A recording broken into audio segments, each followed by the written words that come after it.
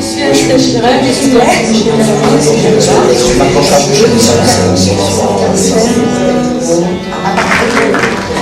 c'est pas que Véronique passe son tour, mais il y a une situation particulière dans le médico-social puisqu'on s'est divisé en 3 sous-groupes. Donc on a séparé au niveau des âges. Donc il y a le groupe petite enfance, dont le coordinateur est là aujourd'hui, le groupe adolescence dont je suis la coordinatrice et le groupe jeunes adultes que coordonne Véronique. Voilà, je continue. Je suis Marie-Claire Lefebvre, directrice de l'Institut médico-éducatif Le Bel Air au Chênay. Et donc coordinatrice du groupe projet adolescent. Ce groupe projet propose un plateau technique qui est composé d'une équipe pluridisciplinaire issue des 5 établissements du médico-social, donc les ateliers 10, l'ITEP Jeanne Chevillotte, l'IME Le Bel Air, les 3 CESAT et le CNPP.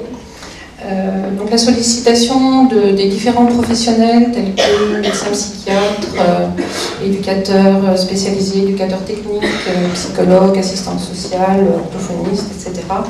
Nous permettent de réaliser des évaluations pour poser des diagnostics et proposer des orientations dans des situations d'orientation complexes. Donc ce groupe peut être sollicité à la fois par des institutions mais aussi par des familles.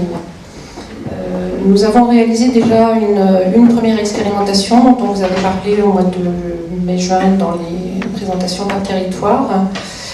Donc cette première expérimentation avait permis de voir dans le concret la richesse des regards croisés sur une situation. Un éducateur du CESAT ne travaille pas de la même façon qu'un éducateur à l'IME, un psychologue n'a pas les mêmes pratiques au CESAT ou à l'IME, un éducateur technique de l'IM Pro va avoir son travail complété par l'apport d'un moniteur d'atelier de l'ESAT. Donc on s'est rendu compte que ça apportait une richesse clinique dans les évaluations qu'on a pu faire et ça a permis aussi de proposer une orientation, en tout cas par rapport à cette expérimentation, une orientation assez atypique. S'il faut donner un exemple, donc cette expérimentation, c'était un jeune qui était déscolarisé depuis plus d'1 an. Il manquait énormément de choses dans son dossier, donc il y a eu beaucoup d'évaluations faites par tous les collègues qui participent à ce groupe.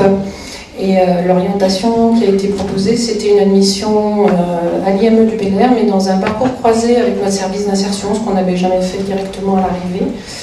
Et voilà, et puis c'est complètement transversal puisque ce jeune actuellement est en stage au Nouvelle-Charmille. Donc voilà, on suit cette situation.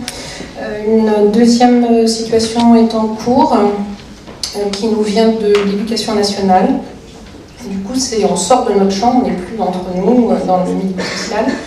Et ça nous permet de travailler aussi sur nos relations et sur les attentes de nos partenaires et l'attente des familles. Donc, par rapport aux partenaires, ça nous a amené à essayer de construire une plaquette de présentation de notre groupe. Et puis, dans les relations avec les familles, les attentes des familles, on a pu, lors de notre dernière réunion de groupe, inviter 3 représentantes de 3 fédérations de familles, l'UNAFAM, l'UNAPI et l'ACANT. Et c'était vraiment très intéressant de travailler avec des familles en dehors de nos prises en charge habituelles, de familles dont nous avons les enfants en charge. Là, c'était une collaboration avec elles. Et ça nous a amené aussi à de la créativité nouvelle, puisque ça nous amène à envisager dans le processus du CIRED une association aussi avec les familles, au moment de l'annonce du diagnostic, au moment de proposer des groupes de parents. Voilà. Et une troisième expérimentation pourra se faire aussi, qui viendra de la protection de l'enfance. Donc après ces 3 expérimentations, on aura balayé un champ assez large et on pourra étayer les besoins du CIRED.